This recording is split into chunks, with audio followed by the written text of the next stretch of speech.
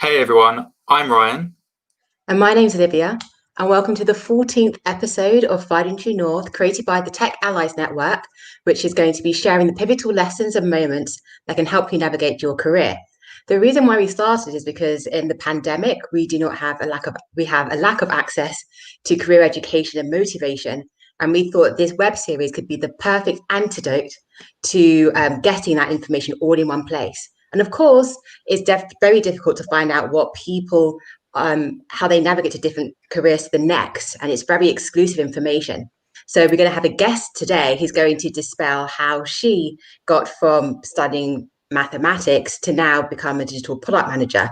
But Ryan, you want to explain more on who our guest is today? Yeah, so before I jump into Zainab, I just wanted to cover we're going to have a presentation but followed by some Q&A throughout the session. If you've got any questions, then just ping them in the comment section below. Equally, we'll be using slido.com for some polls later on, so you can do the poll and questions via there. But we'll come back to that later. I'm so happy to have Zainab join us today because we actually knew each other when we started a graduate program together at Barclays. And Zainab is the perfect person if you want to feel inspired or empowered to do stuff. You've done so much. You've done so much that you actually have two timelines. That's crazy. So I'm going to stop from my end and pass it over to you, Zainab. Just a big thank you for joining, actually, and over to you.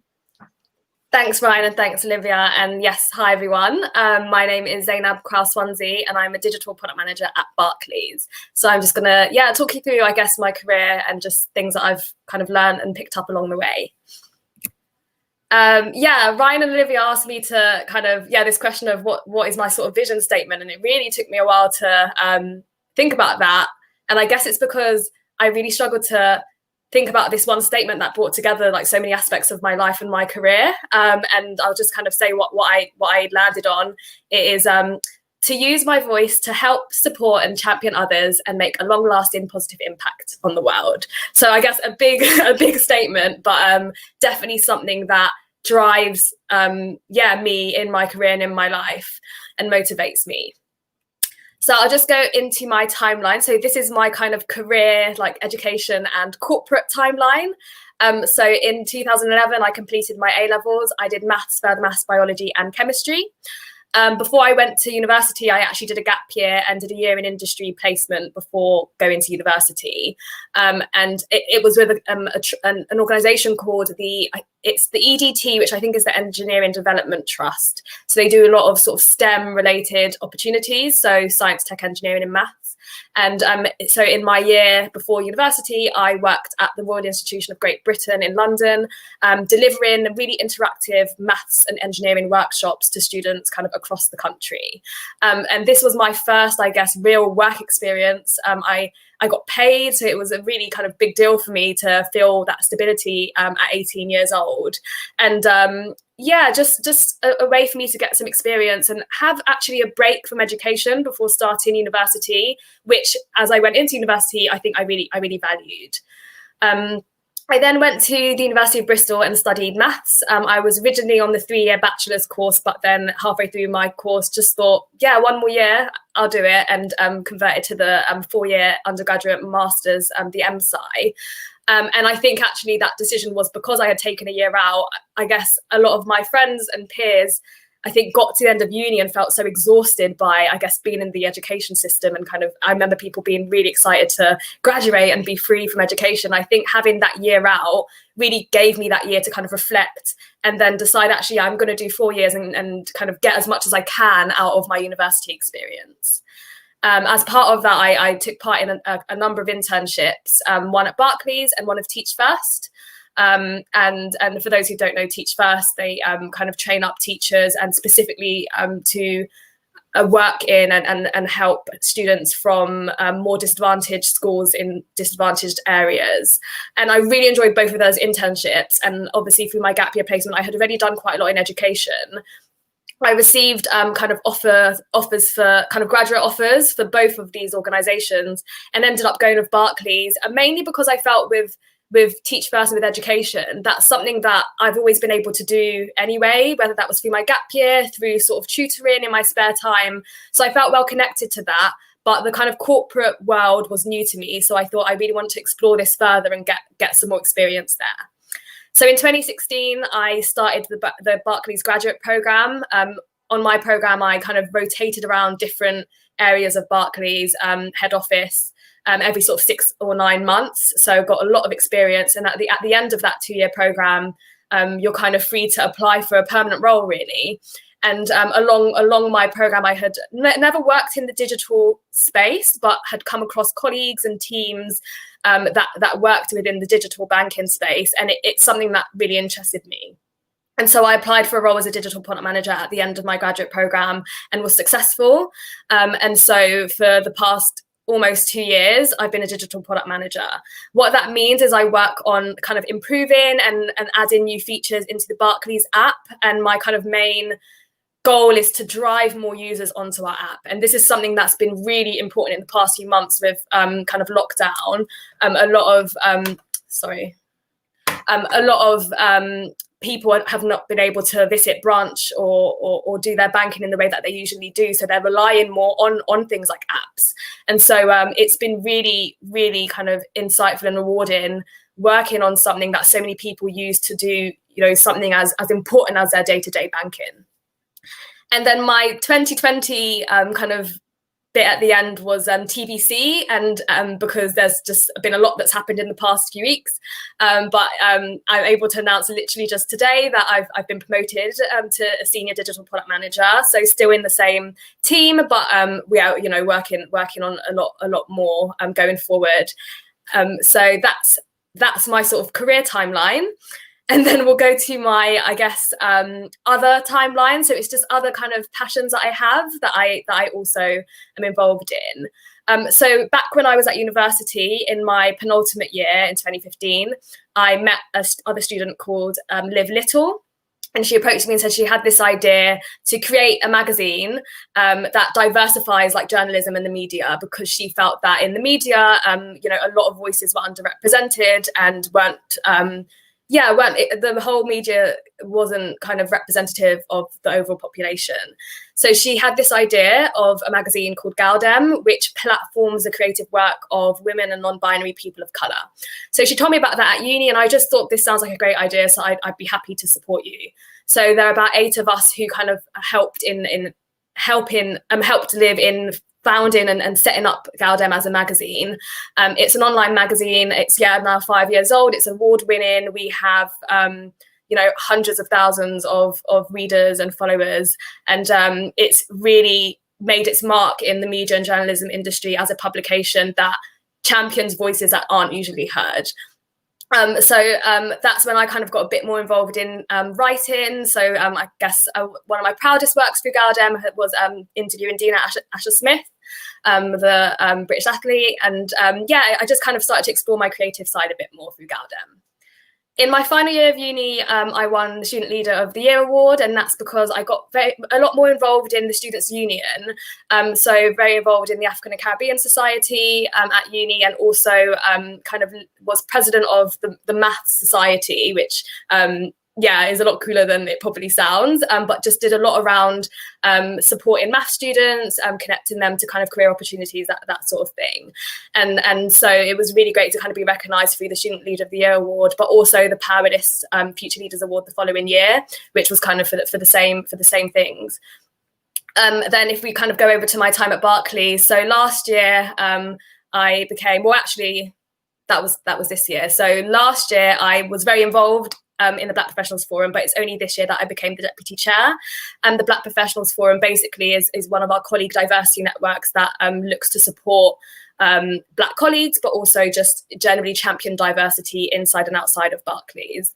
And before I was deputy chair, I led our mentoring program, where we work with a college in South London, and provide the students with mentors and bring them into Barclays and help them secure work experience. So it was really nice that we won the Barclays Inclusion Champion Award last year for the work that we've done there.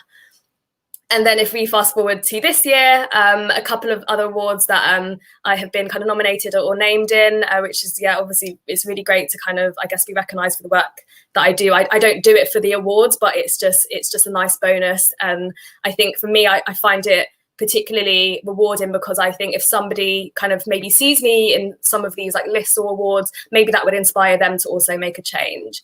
And then kind of quite separately I'm also currently publishing a book, writing a book, hopefully to be published and towards the start of next year. And that was really through the work I've done through Galdem. This independent publishers is working on a book series which is really the first of its kind. It's going to shed light on a range of different topics relating to Black British history and culture. And so I've been asked to write about kind of Black women and Afro hair and their experiences around their hair. And I think I have a lot of personal experiences through the workplace that just mean that it's a topic that I'm really interested in. So fingers crossed I get that done as well. So that's sort of my timelines of, I guess, my career to date. And so I just thought this would be a great time for people to, vote in the poll. So the question I kind of wanted to ask the audience was, have you found a passion or key skill that you believe will contribute to your success? So the options are, yes, I have identified a passion or key skill which I think will contribute to my success, or I'm aware of my passions or some key skills, but I'm not sure if they will contribute to my success. Or I have no idea what my passions or key skills are that may contribute to my success. And the final one is, I'm aware of my passions and skills, but have no idea what my definition of success is. It'd be really interesting to kind of hear what people think about what resonates with them the most. And to take part in the poll, just go to slido.com and use the code FTN, and you're able to answer the poll, but also submit some questions. I can't wait to come back to this question during the Q&A, and we'll see what the results are. If you carry on, you'll see the code to join Slido is on the bottom of the screen throughout the rest of the slides. So, great, thanks, Ryan. Great. So the next thing I wanted to touch on was basically the key values that I use to navigate my career. So the first one is embracing my full self. And I've got a couple of questions I ask myself for all of these. Am I comfortable showcasing all aspects of myself in my career? I think particularly for me in the corporate industry, there's this idea of kind of professionalism. And I have found, especially in the earlier stages of my career, there was a challenge around making sure I kind of fitted in and kind of didn't stand out in the wrong way, or kind of was very mindful of the things I would say and the way I would act within the workplace. And actually what I've found over time is it's really important to me to be able to bring all aspects of myself in my career and in my workplace and actually embrace that. And so I think this actually particularly during lockdown has helped because, we are now forced to kind of be in our home and adapt to this new way of working. And actually, it doesn't matter if you're wearing a suit or not. It doesn't matter kind of, so many things that kind of seem to matter back, way back when kind of don't now. And so I think it's just about being comfortable in the space that you're in. And I always kind of hope that that's something that everyone can feel. I think that's really important. And I think for me, that's what will kind of help me succeed in any environment that I'm in, the fact that I feel comfortable being myself. The second one is about meeting an unsolved need. So I kind of struggled to actually word this one. But the question was, how can my skills and experience fill a societal gap? And I think what this kind of, preparing for this session, what preparing for this session has really done for me is it's just got me to reflect on, like, why is it that I've done kind of quite a few random bits and how do they all fit together? Because surely they must fit together because, I'm doing them all. And I think it has all been around, there's some sort of gap or need, and I feel that I can help support in some way. So when Liv approached me about Galdem magazine, I really thought that was important actually for us to diversify the media and make sure that the various voices are heard. So I wanted to do what I could to support her and maybe contribute to that space. Similarly with like the book deal, I was approached for that, but I felt like, no, I do, it's something that is really different to what my day job is, and will be quite a challenge, but I really was passionate about being involved in some way. And there's a topic that I feel really passionate about. And if I'm able to kind of communicate that to others and be part of this series that really kind of celebrates and promotes Black British culture that maybe in a way it hasn't been before, I absolutely wanted to be involved in that. And the third one is around innovation. So this is very much back to my kind of day job within Barclays. And the question was, how can I help to revolutionize banking? So Barclays as a bank kind of has a history of firsts. It was the first ATM in the UK. It was kind of the first actual app in the UK, banking app, only kind of 7 or 8 years ago. And so I really like that kind of concept of being at the forefront of the industry and really being leaders in our field. And so I'm very passionate and driven within that career space to think about the ideas that I can help build and develop to really transform the way that people do their banking. So those are some of, I guess, my values. And then I wanted to talk about the power of a personal platform. So so I think a platform is kind of this space. I mean, it can be so many things, but it's this space where, that people can come together, maybe voices are heard, maybe information is shared. And it says here, it can be used to kind of pave your own success or development or others. So I just wanted to touch upon this, and particularly the 3 ways in which I think I have used my platform. The first is around dispelling stereotypes. And so I have touched upon it so far. I'm very passionate about diversity and inclusion, particularly in the workplace or in, I guess, spaces where they're not typically so diverse. So I'm thinking things like STEM, so science, tech, engineering, and maths. Like there's a lot of conversation around not enough women in STEM, and in sort of corporate industries or financial services, there's a lot of conversation around how do we diversify our workforce, particularly at more senior levels. So I feel like I always want to use my platform to talk about that and kind of show, I guess, others that I'm in these fields and this is kind of how I've navigated it. And if that's something that can help inspire other people to kind of pursue this route, then that's an amazing thing.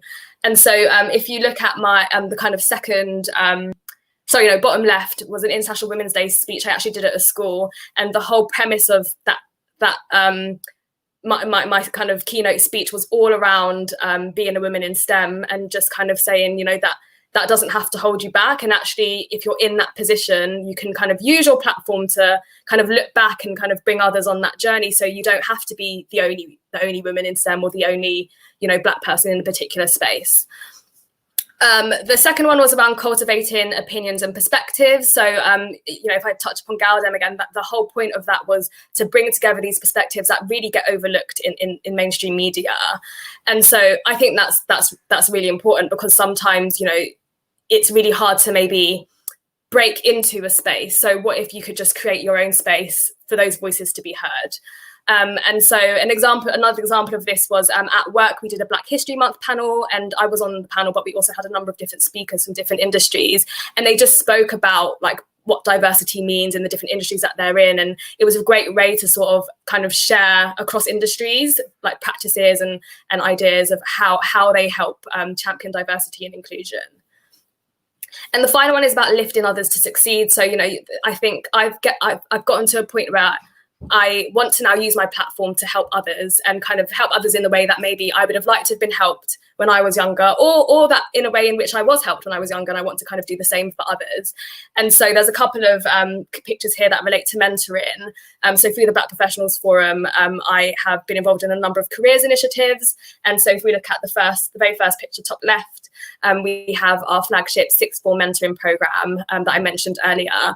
And, that's all about bringing in students who maybe don't have access to like this industry, or just haven't really considered financial services as a potential career path, getting them into our building and really just dispelling those stereotypes and showing them that this is a career that they can pursue if that's what they want to do.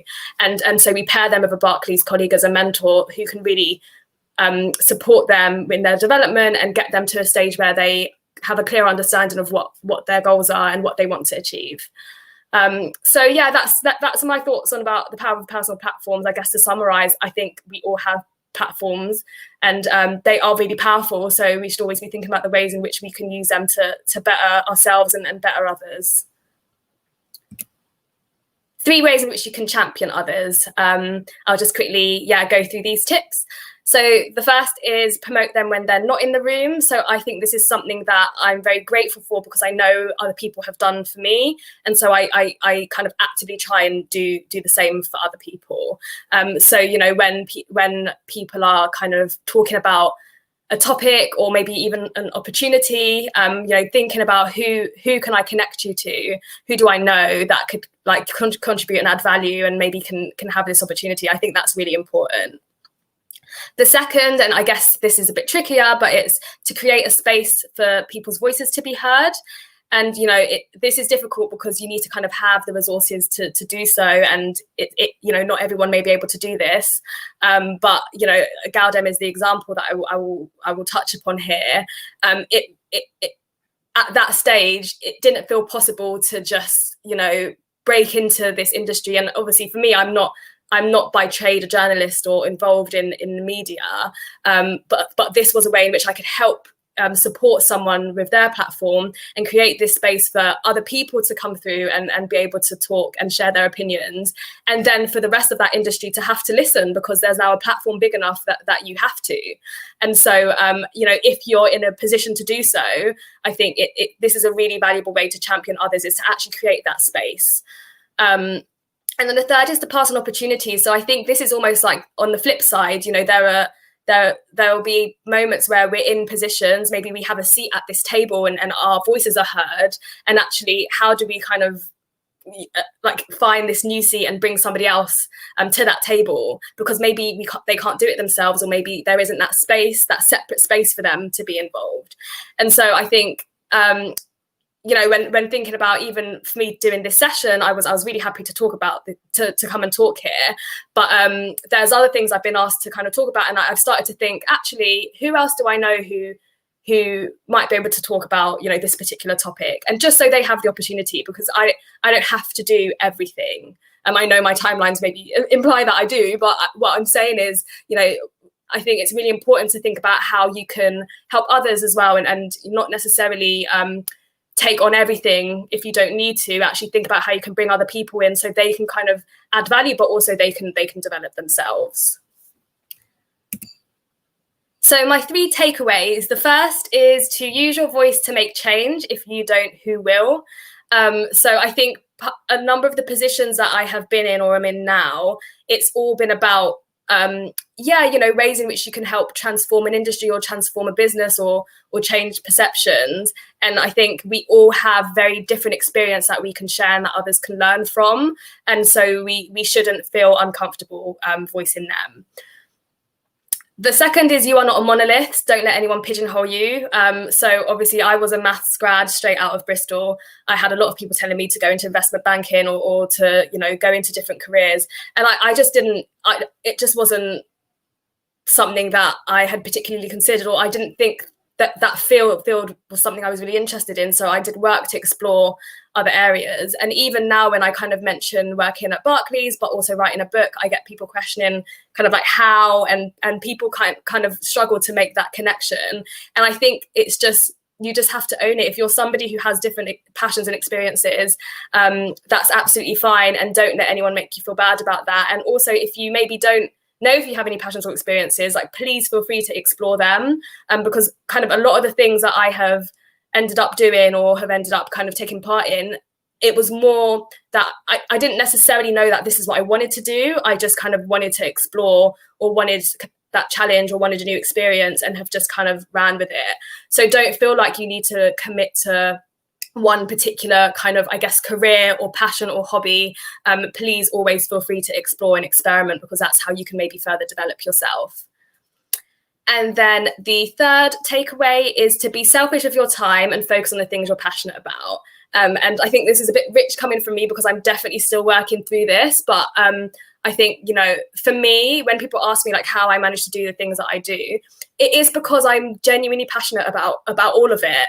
And so in my mind, I think, how can I not be involved in this? Because this is something that I really care about and I want to make an impact in.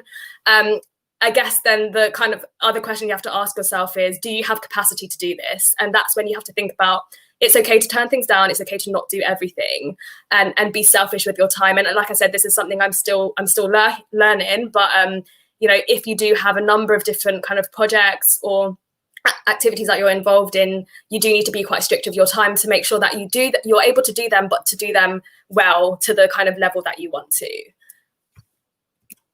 Oh, okay.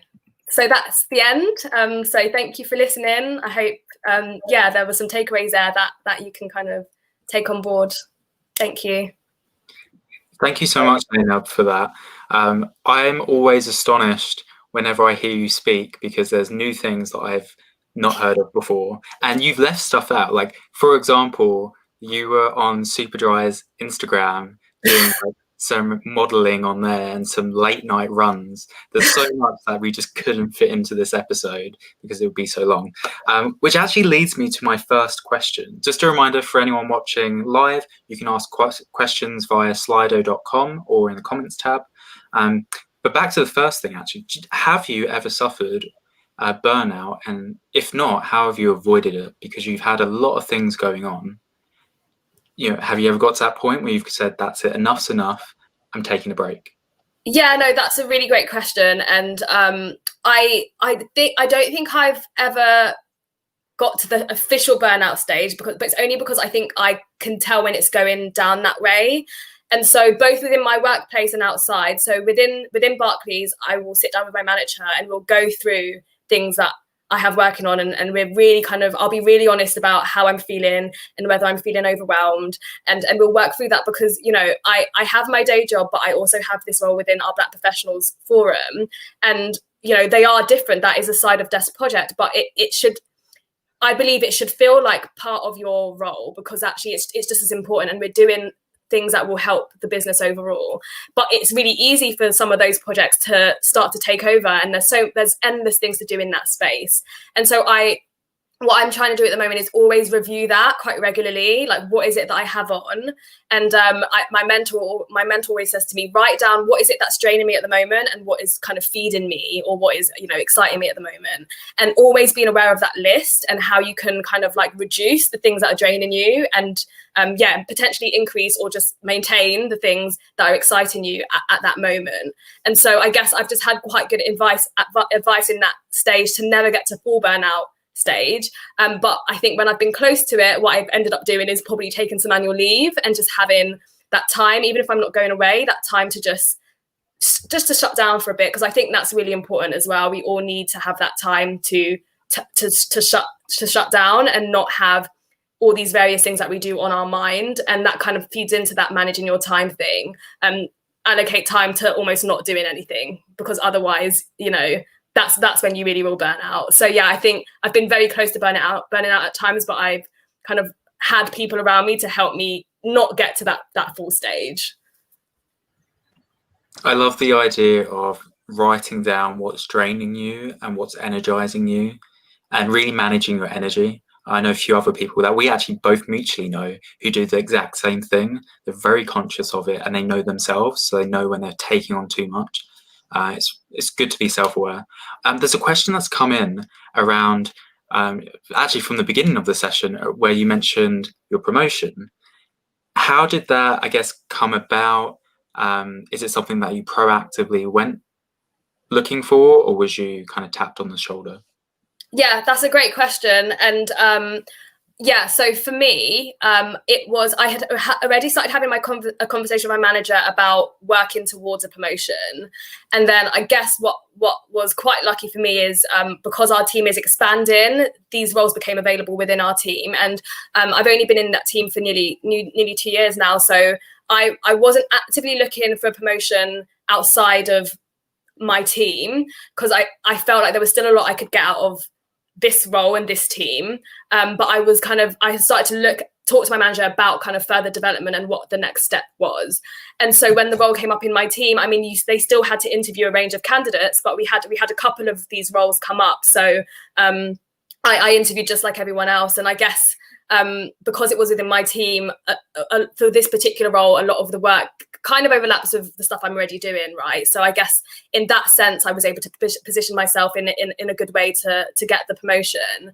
And like I said, we had a couple of other roles available, so that a couple of other people are hired or will be hired. And so, yeah, I guess that was an in-role promotion, and it's slightly different from when you go for one in a different business area. Although I do have friends who are doing that now.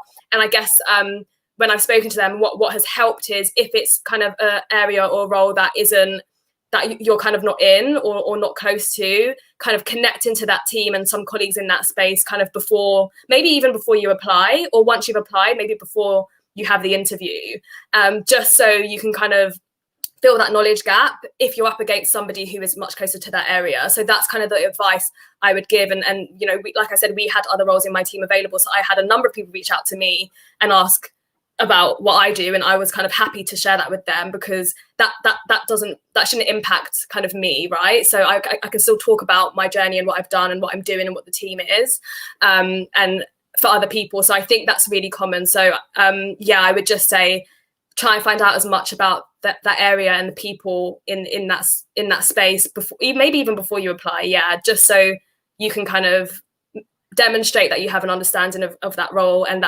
you're just as capable as someone who maybe is a bit closer to the area. I think that's a perfect kind of topic around using your network to help get into different teams as well. So if you're in a position where you can help someone else, then I personally believe in karma. So you never know, a year down the line, they may be in a position to help you with your next role. But enough from me. Questions from your end? Oh, okay. Thanks. No, Zainab, thank you very much for coming on and speaking on Finding True North and showing us that there isn't really a dichotomy regarding corporate world and a life outside of work, that they can really feed into each other to produce a very unique platform that can uplift others in what they want to do, which is almost the spirit of Finding True North. So it's very great that you have your own kind of Finding True North in your own life, and you're kind of spreading it. I do have a question regarding your vision statement, actually, because you said that you wanted to use your voice to help support and champion others. But certainly I think in your first response to the first question, you show that it's very important that you need to learn in how to listen to your own voice, and how to learn that, okay, well, I may need, for example, in this case, help finding out what drains me, what energizes me. I need to learn from others to, okay, maybe there's something I need to take on board. And then from there, I can have the right frame of mind or the right energy to then use my voice effectively to help others. Because otherwise, if you're always giving, and it's going to be a very depletive process. And especially now with your promotion, congratulations, that is going to require a whole different level on how to use your voice corporately wise, and also for your personal wise. And with the pandemic now, there's going to be a lot of emphasis in trying to do that digitally.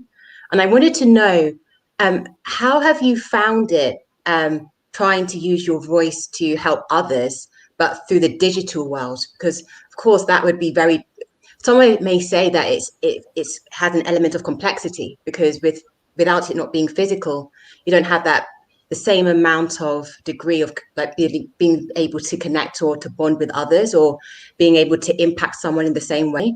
Do you agree with that, or do you think there's really isn't much difference in uplifting others through the digital space? Yeah, I think that's a difficult question. I think for me personally, what the past few months have shown me is actually maybe it's not as difficult or different as we have found. And I don't know how other people feel, but I mean, we've been able to completely go from working from home all the time and still do our jobs, as an example. And I think, before lockdown, you may not have thought that would have been possible. So I think the past few months have kind of shown us ways to adapt to a new environment, and actually make sure that we can still do and can do things we need to virtually, and maybe communicate in an effective way also virtually or digitally. So that's the first thing I would say. But I think in terms of kind of like using your voice and like using a platform, you're right. I think it's it's very different. And I think digital kind of like, and I'm thinking about things like digital platforms, like social media platforms, they are their own world, and it's a complete different space to navigate. So for me, and if we take actually the past few months as an example, obviously there's been a lot of discussion about racism, Black Lives Matter, and there's been a lot of content, resources, information out there, or even debates and opinions out there. And so I guess there's kind of two things. One, it's like, you know, how do you get involved in that conversation if that's what you want to do, right? And I think what I always think to myself is, if I want to say something, like, what do I need to say this digitally? Because I think there's a lot of, I think it's easier for, you know, words to get misconstrued online, or it's just, social media is a very tricky place to navigate. So I lean towards, and it could also be because of the kind of people I'm connected to, like through like publications and stuff, I lean towards, rather than maybe always saying my own opinion, actually very much sharing a lot of content that's already out there, because there's already so much out there. You might be able to get your point across without necessarily having to kind of like say anything new, or feel like you have to make this statement over here and you know, say that over there. So I think I personally think it's easier to champion people digitally, because it could just be like the sharing of a post, or just, you know, a comment on, or a like on something over there. But I think it's still important to use your voice if it needs to be. I just think you have to be a bit more mindful on a digital platform, just because of, you know, it's not the same as being in a room. There are people behind screens, and you don't know who they are, and they can say whatever they want. And some people aren't there to be educated, or aren't there to kind of have a constructive conversation. And so I just think I'm very mindful of that, especially through my experiences of, like, you know, being part of Galdem, where, you know, at the start that we had a lot of challenges around this platform that seemed to be kind of exclusive to, you know, a particular group of people, when really it was providing a space for these people to talk, because they don't have, their voices aren't heard anywhere else. And the content is for everyone to consume. It's just that otherwise you're not going to hear these voices. And there's things like that a lot of people might not agree with. And you know, it's very easy for it to descend into chaos in that sense, in terms of debates and opinions. And, you know, even the tone people use online, sometimes people might be more comfortable kind of saying things in particular tones that they might not say in person. So I think you just have to be mindful of all of that. And I especially kind of more recently in the past few months, I've tried to limit how much time I'm on social media, because some of the conversations and debates you see, as kind of insightful as they may be, can be quite triggering and can be quite exhausting to kind of always see, especially big debates on racism, you know, and it's hard to be tuned into that all the time. So I think it's just being mindful of the things that you say and what you're consuming, and just doing what you can when you can, but not feeling obliged to have to post all the time or have to say everything. I think there's this kind of feeling at the moment where everyone has to prove that they've got something to say, and I just think you shouldn't have to. Don't feel like that, because that's when maybe it becomes less genuine. So I tend to lead towards, you know, let me see what my network are doing, and people who I know are more qualified than me in those spaces, let me just, you know, read what they're saying, and then maybe then I can inform my own thinking, or just literally pass on and share what they've already said. So yeah, it's really difficult, and I think the past few months has really made me kind of think about that digital as a space, and it is really tricky. I don't think there's kind of one way to do it. Right, you can go. Just following up on that, and also something that you said before about raising other people up. So, you know, if you've had an opportunity, how do you pass that on to someone else? How do you go about picking those people who you want to raise up? So how do I get onto Zainab's list of people? So what is it that is it a certain trait that they've done? Is it because they've reached out to you in a certain way, or they've shown a certain quality that you want to nurture? Yeah, I guess quite a deep there's question, but kind of the more informal side, which is really if anyone was to reach out to me and kind of just ask for support in some way, I will try and make the time, basically. So, for example, people who reached out to me to say, I know you've recently gone through like the interviews process, and I've got one coming up. Like, can you help? I've always got time for that. I guess then there's maybe the more formal way. So I mentor, a couple of people within Barclays who kind of were also on the graduate scheme, but kind of in lower years than me. So I guess that's a bit more formal, and therefore, if someone kind of approached me to do something like that, I'd probably have to sit down and just understand what their goals are and whether that would be appropriate to do. So I think that's when I'd probably try and find out a bit more about that person, because I'd want to figure out what it is I can personally provide for them that would be useful. And I guess, again, and it might be that if it's not me, there's someone else I can introduce them to, and then that's my bit done in that sense. So I think it kind of depends. If it's kind of a question or a little bit of guidance that you're seeking, then I will always try and make time for people like that, because I think everyone should, because otherwise how are any of us going to kind of, develop and get anywhere? I think we really need to be kind of supporting each other in that way. And then, if it's a bit more formal, then I'd probably just have a bit of a conversation. And I really don't think, I don't have a checklist or a criteria. People come up to me because they're thinking of getting into writing. And a lot of the time I say, I can't help because I don't know how I've got here. But I know people who do. And then I guess from the career point of view, again, I can, it could be about grad schemes or internships or anything like that. And again, I'll be able to kind of share my experiences. So, I don't really pick or choose. If I feel like I can help or support in some way, then I'll try and do that. If it feels like a bit more long term, then I think, I probably have a bit more of a conversation with the person just to figure out exactly what the expectations are and what we can do. So it's not like there's no applications process. It's not that rigorous in that sense. Okay. It's more of a question for me. I'm like, where is that application? How do I fill it in? A question that's come in, which I actually love, because you mentioned it earlier. So how was you helped in your career? And I think this is something I haven't been able to talk about enough in this session. But like when I even talk about my vision of like championing others and stuff, it's purely because that's what has been done for me. And that's why I'm here today. So, I mean, a few examples. For my grad scheme role, what happened was there was a placement whilst I was on, sorry, not my grad scheme role, my role after the grad scheme. There was a placement when I was on the grad scheme that I didn't end up even going into, but I met the manager and we just got on really well. And I was almost going to go into her team, but then I didn't. But we kind of kept in touch just because we got on generally. So we kind of met every now and again. And then when I got to the end of my graduate program, I thought, and again, she's not a mentor. She's just a manager in this other area that we just got on with. I actually thought I'd drop her an email and just say, hey, I've got to a point where I'm kind of getting to the end of my graduate program. It'd be great to have a chat. And at the time I thought maybe it's because I end up in her team. But we had a chat and kind of thought about my skill set. And because we had kept in touch a bit, she kind of knew what I was interested in. And actually she said someone who she was on her grad scheme with years before me, also at Barclays, had a vacancy. And she said, I think you should talk to her. She's in the digital space and it sounds like that's what you're interested in. And so I spoke to that person and eventually, got to know her and applied for her role. And that's how I got into this role.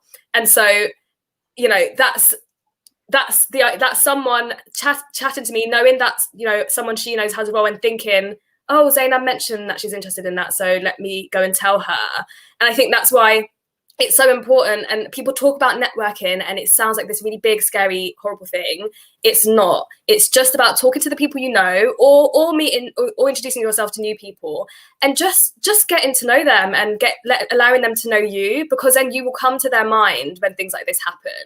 And so I feel very, very lucky and grateful that through my kind of role at Barclays, but also through the diversity networks, because that has allowed me to meet people that I wouldn't in my day-to-day role. And again, I wouldn't say they are like part of my formal network or any of them are mentors. They're just another group of people that we meet and kind of work together on these things we're passionate about for. In a similar way, we will kind of talk and kind of connect each other to different people if we know that someone's interested in a new role. So it's just, I'm so grateful that I've met people who think of me. And that's why I try to do the same for anyone I know, because it's just, and and I think I put it in one of my slides. It's like, how do you ensure that when you're not in the room, there's somebody there championing you, but also how can you do that for others? So I think it's just really trying to cultivate these really kind of genuine, just friendly relationships with people that you're in work with or not in work with, just so that they're on your mind and that, you know, you want to look out for each other. So I must say I'm always so grateful for the support I've received. I also have a more formal mentor who's a more senior woman within the business. So that's kind of, I guess that's really helped me. Again, someone basically connected her to me because they thought of me as someone who could potentially be mentored by her. But it's also it's also not a problem to reach out to people and just ask, because if you don't ask, you don't get, literally. So and if people have the time, they will take the time to support or mentor you. So yeah, I think just always be thinking of that, basically. Like, you know, how, like, I'm talking to people. It's great to keep in touch with people. It doesn't have to, you don't have to go and think I'm talking to this person and the aim is going to be that they're going to offer me a job. Like, all of that stuff will come over time as you develop your relationships with people around you. So yeah, I mean, I honestly, it's just through my own support network and mentors, or kind of informal and formal mentors and people who know me, that have got me to where I am today. And that's why I feel indebted to the people that I know to try and do the same for them.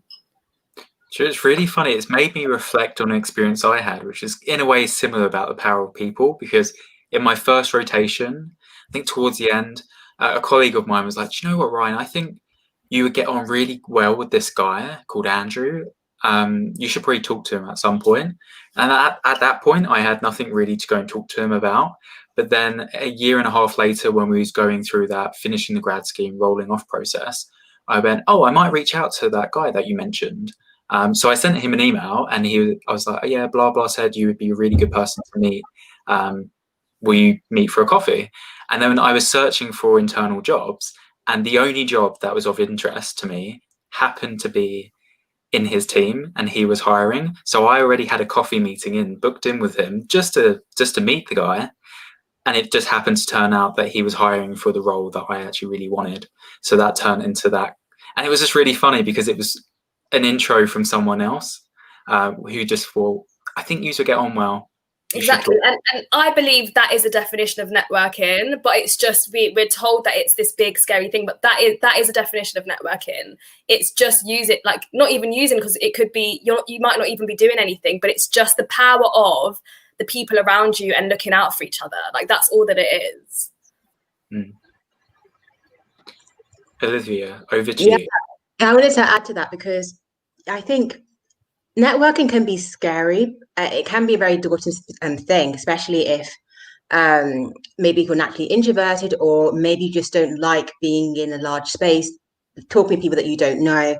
But I think the way that you can approach networking so that it's less scary is having it with a sense of purpose with you in your mind. So Zainab, with you, although probably in the beginning stages you were networking to maybe understand how you wanted to navigate from one role to another, now with your platform, it has a different spin, because for you to pass on opportunities, you have to learn through networking, through meeting others, what they can teach you so you can pass it on. So in this case, networking is so that you can pass on those lessons on to someone else. You can go through opportunities that you can then lift people up. And so it made me think about, it's networking towards maybe building a legacy, either a legacy that you're building or a legacy that you are contributing to. And this episode has been really interesting because it's kind of made me think, but what is a legacy really, especially regarding networking and careers, whether it's for your corporate world or for your non-corporate world. And I guess it's kind of like a legacy is sustained by the efforts of like successive waves of people that are encouraged and empowered to continue it. And so with you, Zainab, by you kind of having this platform and you using it to uplift others, although that may be a legacy that you're starting on your own, you are inadvertently creating a legacy that other people can build upon. and that other people can realize, okay, but this is what my passions and skills are, because now I have a space to properly explore it and explore it openly. And you may never know that maybe subconsciously in your university years, when you decided to do Teach First, there was a reason why you did it. Maybe there's something from your childhood that may be instilled in you, that although you may be very good at maths and you may be very technical, that you have this societal kind of attraction to use your other skills for that. And so you never know, you may be continuing on a legacy that someone instilled on you. And I think it's really great that you're using your space to kind of continue that on, but also allow other people to build their own story. And I think as people in our in our, I guess, young professional areas of our lives, that we all have a duty. We don't have to be towards the end of our careers. We can start now and follow Zainab's cue of using our little platform, whatever it's big or small, to continue that journey. But of course, it's very difficult when you don't know what your passions are or your key skills are. And with that, I wanted to ask Ryan, what are the results of the poll? Because I think it'd be really great to segue onto what the poll results. Yeah. So the question again was, have you found a passion or key skill that you believe will contribute to your success? We've had a split vote between two in particular. So I'm aware of my passions or some key skills, but I'm not sure if they will contribute to my success. And the other popular answer was, I am aware of my passions or skills, but I have no idea what my definition of success is. So no definition of success and not knowing how them skills or passions will contribute to my success. Zainab, was there a reason why you asked this poll? Yeah, I'm not sure. I need to think about what my thinking was, but I just thought it'd be really interesting because I thought that would be the case. And I guess what I want to say is I also don't really know what success means to me. And I don't know, I feel like people would say, oh, you look at this and look at that you've done. But I think that everything it's still an ongoing journey for me. And I guess I'm definitely in that category of I have now identified, skills that I seem, that I have and passions that I have. And I think for me, I'm just continuously exploring that. And by nature of me being able to explore, those skills or these passions and things that I really care about, maybe that's what success is anyway. And it doesn't need to be anything more. But yeah, I don't know. I mean, the question also stumped me. I guess that's why I wanted to hear other people's kind of thoughts. And I don't know if we have time, but it would be great if people were able to share kind of their own kind of personal comments. But yeah, I think success, I think we all have to think about what our own definitions of success is. I spoke to my vision earlier and I guess that's what it's a bit broad, but that is what success is to me. It's feeling that I am making some positive impact, and the way in which I'm doing that is through skills, because that means I am equipped to do that, and also passions, because I think for me personally, if I'm not excited about something like that, it'll be harder for me to deliver whatever it is I need to deliver. But then I guess for me, success isn't anything like I can't tell you what the detail is. I can't tell you exactly what I'm going, where I want to be, or where I'm going to be 5 years from now, because I don't know. It's just I'm just trying to dabble and explore the things that, like we said before, the things that excite me, the things that energize me every day, and keep reviewing the things that might drain you, and just it's constantly adapting, and eventually you get to a point where you just know what energizes you, and hopefully not too much drains you, and maybe that's what success is for you. So I think it's just, and it can be just a feeling, right? Or it can be something very specific, like a particular role. I think it's just good to always reflect on that, like in any moment that you're in, like what is it that is really exciting me at the moment? And it's not even just from a career point of view, from a life point of view. Is it when you're around your friends? Like, is it, it's just what are those things that really excite you and make you happy? And what is actually quite draining for you? And just like always being aware of that. And then hopefully, you can get to a point where you are energized by the things that you do. And maybe that's what brings you success. But I mean, it's really difficult. I'm honestly just rambling because I don't know. and I can't tell you what success is to me. It's just ultimately that I'm happy in what I do, and that I think maybe making other people happy in some way, but going back to that kind of having like a positive impact, doing something to kind of make others feel maybe how I want to feel. I'm not sure. So yeah, sorry, I don't actually have the answers. There's no right answer to that. I think what you've just said is probably not an answer that people would typically say, but I think it's an answer not said enough. The fact that, like happiness, success is not a destination, it is a journey. And unless you have something very hard focus in your mind, you should allow it to evolve over time. Ryan, what were you going to say? I can see your thinking. Yeah, I like what you were saying about how it can be like a feeling. And when you said that, I actually thought to so the Tech Allies Network run an annual student program. This is not a shameless plug, by the way, it's just a genuine thought. And every year, I've said it for the past 2 years before, that I just had this feeling of the most, like, not important, like, just the happiest I felt in the entire year was always when I run this program. And we literally just finished it last week. And I thought, am I going to feel the same? Because it's all virtual, it's very different. And I had that same sense of feeling of going, this is my favorite part of the year. And to me, that's kind of like that success feeling. You can't really explain it. It's just a feeling. So that's me rambling. Last question from my end, then I'll pass it to Olivia to wrap up. You mentioned about pigeonholing and not pigeonholing yourself. Do you have any top tips of how you can maybe avoid pigeonholing, or is it bad necessarily being really good in one thing and carrying down that route?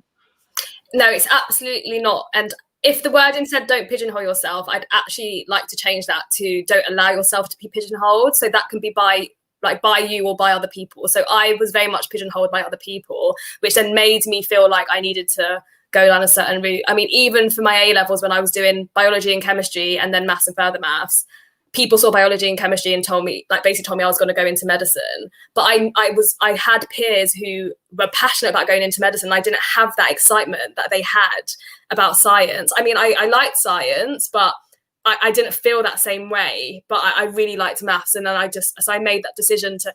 At one point, I was looking at studying medicine, and I just thought, no, I can tell that I'm doing this because it's biology and chemistry, and that's what students do. But I knew it wasn't going to be for me, so I kind of made the decision to study straight maths.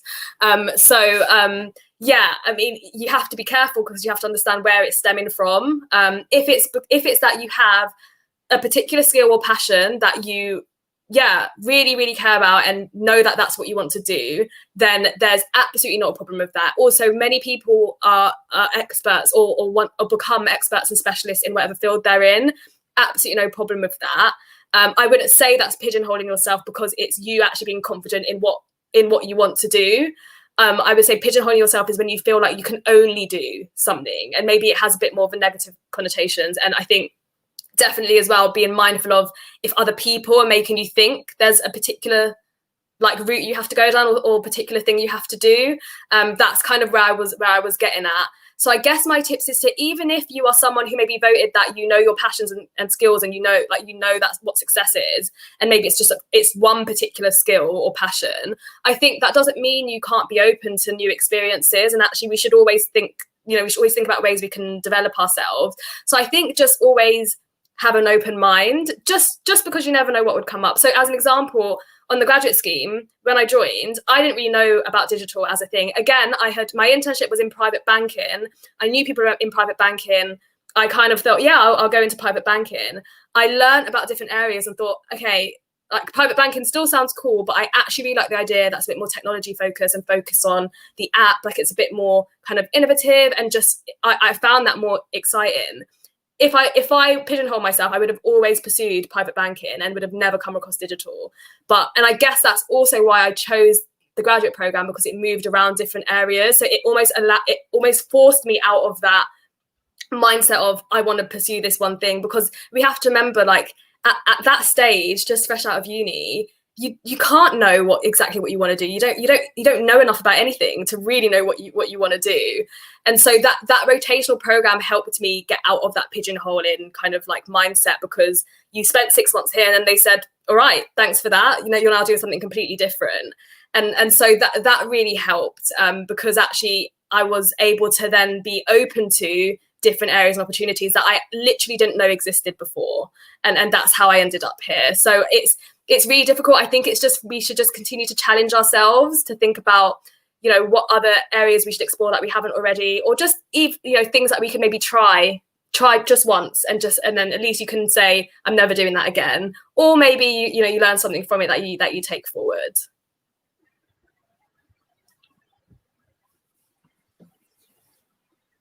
Thank you very much. We're actually short on time. There's so much that we could carry on with. Lucky enough, we do have the highlights document where we'll be answering a couple questions offline.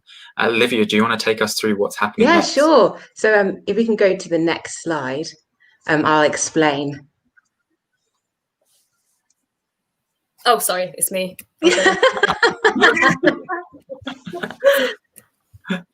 That's okay.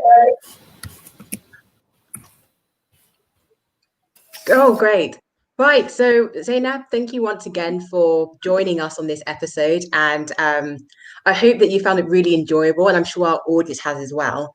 And for the audience, if you would like to have a copy of Zainab's advice that she shared on this episode and additional Q&A, that will be in the episode highlights document that will be released on Friday, August the 7th. I cannot believe we're in August. Specifically on the Tech Allies Network website, on the Fine Tune North webpage, which you can see on the screen now, and it's also in the YouTube video description. Next week, we're going to be back on Wednesday, on 12th of August, 5 o'clock, and we have a guest that Ryan and I both know. Surprise, because on this web series, it's always been on the other. But Ryan, do you want to explain who we have next? Yeah, we have Ishra, who is an electrical engineer who works for a consultancy called Kundal. I love her journey because she's had a lot of she's the first to do this in the family or in that culture as well. So should be, again, another very inspiring session. And yeah, we'll be back to our normal time of Wednesday. We just made an exception for Zainab to do it on a Tuesday. So yeah, just a massive thank you for joining and sharing your insights, Zainab. It's been great. Thank you. Yeah, I've really enjoyed it. It's been an absolute pleasure. So yeah, just thank you to everyone who tuned in. Really appreciate it. Cool. See ya. Bye.